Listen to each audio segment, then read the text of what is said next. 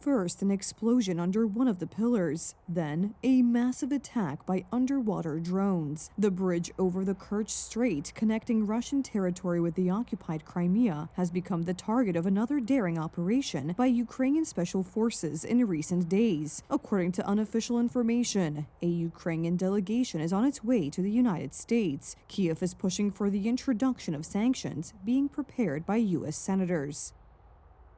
This is the moment of the morning explosion recorded by one of the bridge's surveillance cameras, which was hacked by Ukrainian hackers.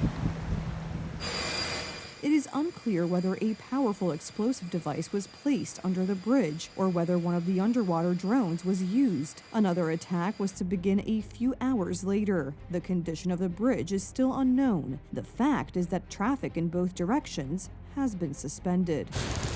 This is another intelligence operation following the attack on Russian airports, in which, as satellite photos reveal, up to 40 Russian aircraft were damaged. The total losses of the Russian Air Force are estimated at up to $7 billion. Russia must feel what its losses mean. That is what will push it toward diplomacy. And when Russia takes losses in this war, it's obvious to everyone that Ukraine is the one holding the line, not just for itself, but for all of Europe.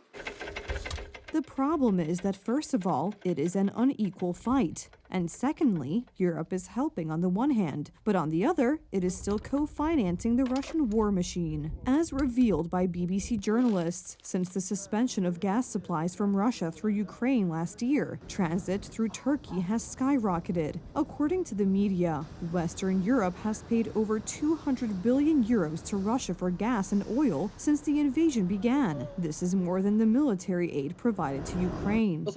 This shows double standards and political hypocrisy on the part of those European leaders who should be demonstrating through their actions that they really want nothing to do with Russia. This is significant because among the biggest beneficiaries of trade with Russia are those who are now calling loudest for pressure to be put on the Kremlin.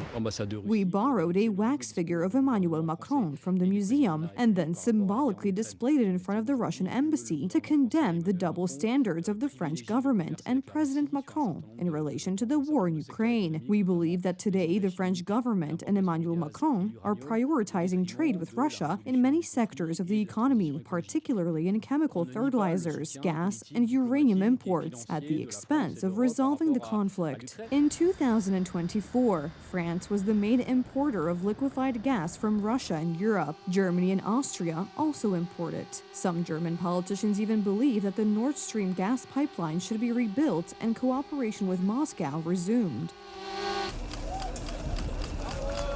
Such attempts could threaten the security of the region and undermine the credibility not only of the West as Ukraine's allies, but also of NATO. This is all the more so because it was Paris and Berlin that undermined the unity of the alliance in the context of U.S. security policy under Donald Trump. Let me be very straightforward here. Since January, I get two questions from European allies. Question one is the US still committed to NATO? The answer is yes. Committed to NATO, committed to Article 5, and this has been many times repeated by President Trump in many meetings.